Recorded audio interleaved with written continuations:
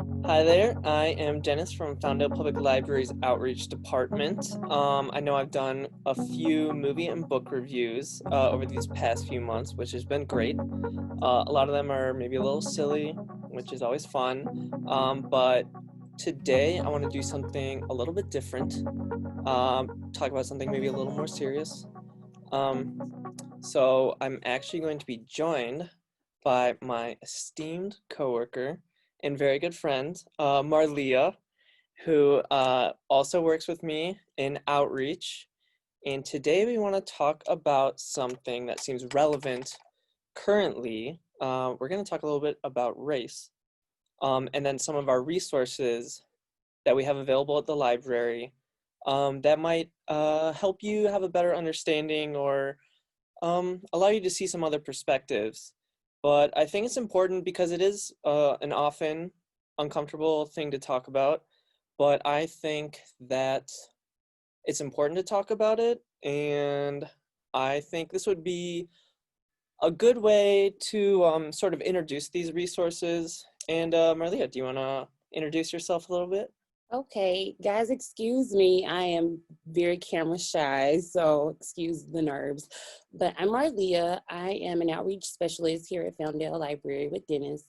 I've been working here for about 3 years almost. I'm originally from Mississippi, and I relocated to the Bolingbrook area about 4 years ago. So there's my intro, guys. Nice to meet you all. Well, I'm excited to do this. I'm so happy you agreed to do this Yeah, with me. I'm excited too, and the topic is relevant, like Dennis said. So I hope you guys will watch the video and take something away from what we have to say. With that being said, I came up with an icebreaker for us to do, just so we can get to know each other a little bit better. So we're going to start with holding up 5 fingers, guys. And if you're home, I want you to participate. Just listen to the statements I say, and if you can agree with them, put a finger down. So me and Dennis are going to do an example.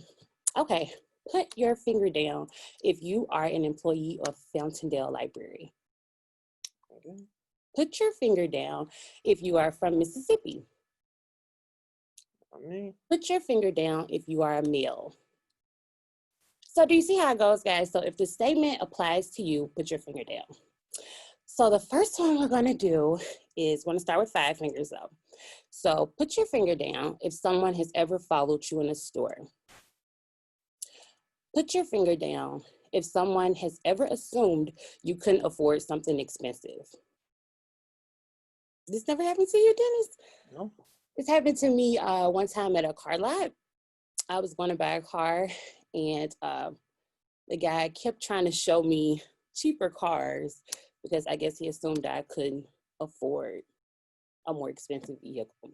That's actually really interesting because I once, when I was like a teenager, was with my mom and she was looking at a car. Mm-hmm. Um, and the salesman assumed the car was for me. I was like, So the no. exact opposite. Yeah, and I was like, no, no, no, this is not for me. Yeah. But, Well, we're getting to know each other a little bit better. yeah. Okay. Put your finger down if someone has ever changed their seating in a restaurant because you sat too close to them or you were seated too close to them. That's happened. Put your Wait, finger down. Oh, what did you say, Dennis? Go I was ahead. gonna say, did that happen here or did that Oh, it's happen? happened to me in Mississippi and it's happened in Illinois. It's happened more than once. Yes, it's happened more than once. Mm. Yep. Okay. Sorry, this is intense, so bear with me, guys. Put your finger down if someone has ever been surprised by how well spoken you are. Put your finger down if someone has ever been surprised by the level of education you've accomplished. So as you can see, I have 0 fingers up, which is 5 simple statements, and Dennis hasn't taken a finger down at all because we have encountered different things in life. And like Dennis said, let's not think that I've encountered all these experiences in Mississippi. A lot of these things have also happened in Illinois, right outside Chicago, right here in the suburbs. So social injustice and racism is everywhere, guys, not just in the South. So let's just make that very clear from the And that's start of the what, and video. even just talking about that too. Yeah, I feel like up here, at least where I grew up, is sort of, we talk about it in a sense of struggles of social and racial justice. Those Hmm. were things we took care of 50, 60 years ago. And like the issues were all down south, and now they're all solved, and it was like, oh, okay, great, like wonderful that we solved that 50 years ago. I don't know, like when I was a kid, it was just like, okay, cool. Right, right. Yeah, it's funny because some of the same things that my grandmother encountered many, many, many years ago, I still encounter today. Uh, Even up here in Chicago, in the Chicago suburbs, where people think it's very diverse, and it is, but I still encounter a lot of negative experiences. I was telling you just the other day how I was in Jewel and I walked past a couple, and the lady clenched her purse really tightly as if I would try to steal or do something inappropriate. And it happened right here. So, yeah, it happens everywhere. So, yeah, I don't know, yeah, it's just, yeah, I always just think of it as like, oh, that happens yep. down south. That's Yes, and no. yep, it happens here too, unfortunately. Yeah, It's like I said to you, we were talking earlier about this. It's not a Southern issue, it's an American issue. So, let's keep that in mind throughout this video. With that being said, I wanted to transition into some life experiences that you and I have both had. And as we were talking earlier, it seemed like our experiences couldn't be more different. So I am from Mississippi, like I said earlier, and there was almost no diversity where I'm from. I looked at the statistics for my school district, and it's 95% African American students, and it's about 30 plus elementaries. I want to say it's 12 junior highs and about 7 high schools. And out of all of those schools is 95% African American. that's very different than what I encountered. So I'm grew up in a suburb of Chicago where I would say um it wasn't quite, there weren't quite as many schools, but I mean, I can guarantee you, and from every grade level, I mean, the amount of black people in my grade, probably count on one hand. Same, To be like realistic about it. So same. yeah. Yeah, so I mean, it is mind-boggling when I moved here and I saw so much diversity, and that's a beautiful thing. I'm very grateful for that experience, but I still face racism here and prejudice here. So the issues still haven't been solved, but at least Chicago area is progressive and is more diverse than Mississippi. So that's a plus I have for living here. Mm. But I also want to talk about community. Where I'm from, I didn't have, I don't want to say I didn't have, I maybe had 5 neighbors my whole life who weren't African American. And what I mean by neighbors is people who live in my entire neighborhood, not my next door neighbors. So I didn't grow up seeing a lot of diversity in my community. Did you? Absolutely not. But again, opposite. I don't know. In my neighborhood, Yeah. I'm trying. It's mostly white. That's for sure. And yeah, in the community itself, I would say, definitely did not feel diverse to me. And especially looking back, like you don't. At least I wasn't thinking about that when I was, in junior high. That didn't really occur to me. But then when you think back to it, it's like, oh, well, Right, right. it's maybe not representative of the whole population. So Yeah, or the world at large. It's just you live in a bubble and you think that's reality, but it's not, you know. And I had a similar experience, so I'm glad we met each other, and became yeah. friends, and learned about different things. It's important. And I know when I got a little bit older and I went to high school, still really no diversity. I know you had way more resources than me in high school, which is not your fault, obviously, it's nobody's fault, but it's a fact. So um, I know we were talking about the ACT and how I really never had a ACT tutor. It was all about me preparing myself for college. And for a lot of people who I went to school with, college just quite frankly wasn't an option. They had to go into work and start helping out at home, supporting their families. But I'm pretty sure your experience was quite It's, different from that. it's a little bit different, you could say.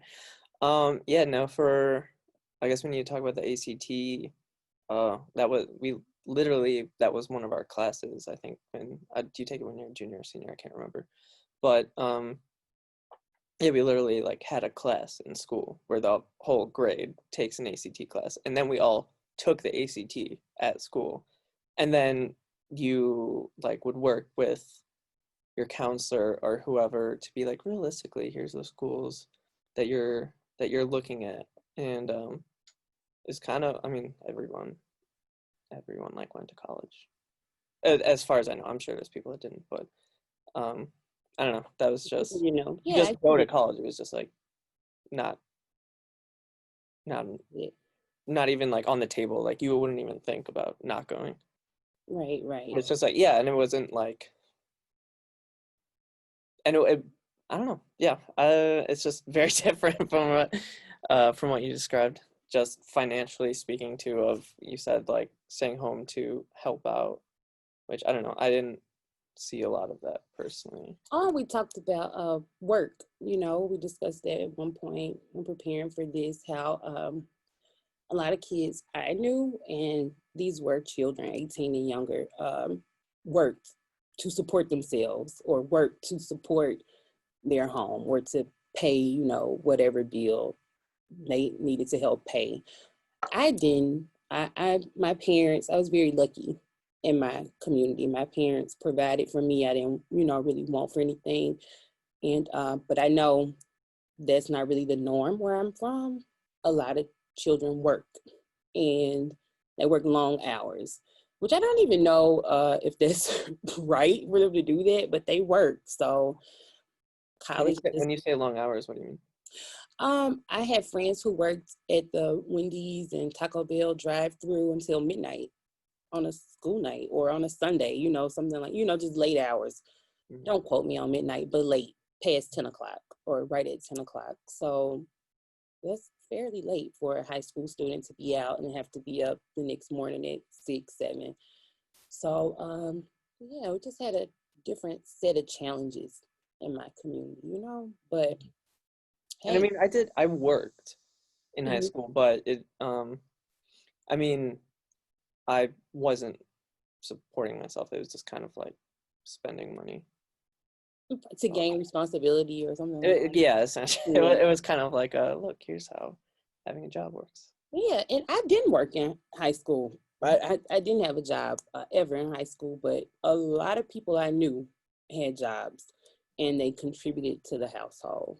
So that's a big difference. So, hey, but I know I wanted to specifically mention an incident that took place in my adulthood since I've lived here. Probably a year or two ago, my friend's mom was at a gas station right here in Bolingbrook. And her and a gentleman, I can't remember what exactly happened, but he ended up calling her a racial slur right here in Bolingbrook about a year or two ago. So basically, my whole life, I've dealt with and just call it how it is and be as transparent as possible. Racism, social injustice, it's become a part of life. So it's not an easy life being judged and discriminated against, but it's my life and I live it. I can't believe that happened, like in Bolingbrook. Yes, it did. Yes, it did. Right here in Bolingbrook, about maybe a year or two ago. And it was in the summertime. So it happened about a Because year. I know like Bolingbrook's a very diverse community, and like outside of Chicago, like I don't know, very surprising to me, but I guess maybe not. I don't know. I don't Truth know. hurts. Yeah, It yeah. happens, yes. So I don't know, guys. I just don't want us to think because we live somewhere diverse that these things don't happen because they happen here, just like they happen in Mississippi, just like they happen in Michigan, happens everywhere. So let's just be aware. Yeah. Yep. So I did compile a list of some resources that I want to talk about, just to learn how to be more understanding and just empathetic and more knowledgeable on topics such as racism and social injustice. So the first one is The New Jim Crow by Michelle Alexander. We have it here at Fountaindale as a book and an ebook. It talks about the mass incarceration of Blacks and how the U.S. justice system has contributed to oppression and discrimination. I like this book because it's very real, it's transparent, it doesn't hold back. So be prepared when you read it, guys. But what I like the most about it is it's eye-opening. So if you want a real, truthful read, that's a good one. I also chose The Help by Kathryn Stockett. And I specifically chose that one because it takes place in Jackson, Mississippi, right around the area where I'm from. I like this book. And it comes book, ebook, and movie. So, hey, whatever you want to do, you can watch I've it or only you seen the can. movie, so Yeah, check out the book. yeah. So I like this one, like I said, because it represents where I'm from many, many years ago, but it is my history to some degree. And it's your history, American history. And the last one I want to talk about is Hidden Figures. I chose, by Margot Lee Shetterly. Excuse me, guys, if I'm not pronouncing these names right. But it comes in book, ebook, and movie as well. And it talks about racial and social injustices that took place in the 1960s. But I specifically chose this one because it has a good ending and it's uplifting and inspiring. So check that out in any of those formats. Dennis, did you want to mention any resources or anything we have on our website? Well, actually, too, so those are all great choices. And then also there have been some blog posts done by some of our esteemed colleagues here at Fountaindale. I believe as of the time of recording this, I want to say there's one posted on June 11th and maybe one on June 17th, I believe, that talk about, that give a really good list of resources that we have available at the library. So I really encourage people to check those out. It's super extensive, super just amazing list. And yeah, Marleigha mentioned some really great ones, and there's a ton more to choose from too, and a really comprehensive list that I would definitely check out on our blog. Absolutely. And what I like about the blog post, guys, is it includes some books for teens as well as kids. So if you want to talk to your kids about this, a nice way to introduce it is a good book. So check that out. It's very true. Yes. So that's really all I have today. Dennis, did you want to close us out? I was just gonna say, yeah.